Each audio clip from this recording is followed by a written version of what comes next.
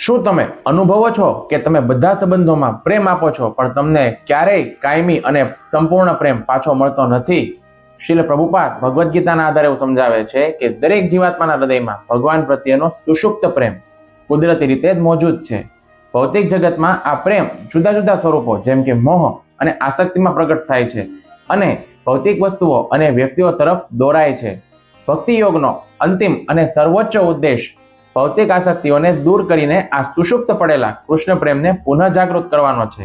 ભક્તિ એ પ્રેમ છે જે કોઈ કારણ વિના અને કોઈ અપેક્ષા વિના ભગવાનને સમર્પિત થાય છે. કૃષ્ણ પ્રેમ જ્ઞાન, વૈરાગ્ય અને કર્મથી ઉપર છે. તે ભક્તને ભૌતિક દુઃખમાંથી મુક્ત કરીને શાશ્વત આનંદ આપે છે. જ્યારે વ્યક્તિ કૃષ્ણ પ્રત્યે પ્રેમ જાગૃત કરે છે ત્યારે તેને આપોઆપ અન્ય જીવો પ્રત્યે પણ વાસ્તવિક કરુણા અને પ્રેમ જાગૃત થાય છે, કારણ કે તે બધાને કૃષ્ણના અંશ તરીકે જુએ છે. ભગવદ્ ગીતામાં કૃષ્ણ સ્પષ્ટ કરે છે કે તેઓ ફક્ત ભક્તિ દ્વારા જ સમજી શકાય છે અને પ્રાપ્ત કરી શકાય છે. પ્રેમ વિના જ્ઞાન અને તપસ્યા પણ અધૂરા છે. કૃષ્ણ પ્રેમ જાગૃત કરવાની સૌથી સરળ અને અસરકારક રીત છે ભગવાનના દિવ્ય નામોનો નિરંતર જપ કરવો. જપ અને કીર્તન દ્વારા તમે તમારા હૃદયને શુદ્ધ કરી શકો છો. કૃષ્ણ પ્રત્યેનો પ્રેમ સરળતાથી જાગૃત થાય છે. જ્યારે આ પ્રેમ સંપૂર્ણ રીતે વિકસિત થાય છે ત્યારે તમે જીવનના સર્વોચ્ચ ધ્યેય દિવ્ય પ્રેમની પ્રાપ્તિ કરીને મુક્ત થઈ જાઓ છો.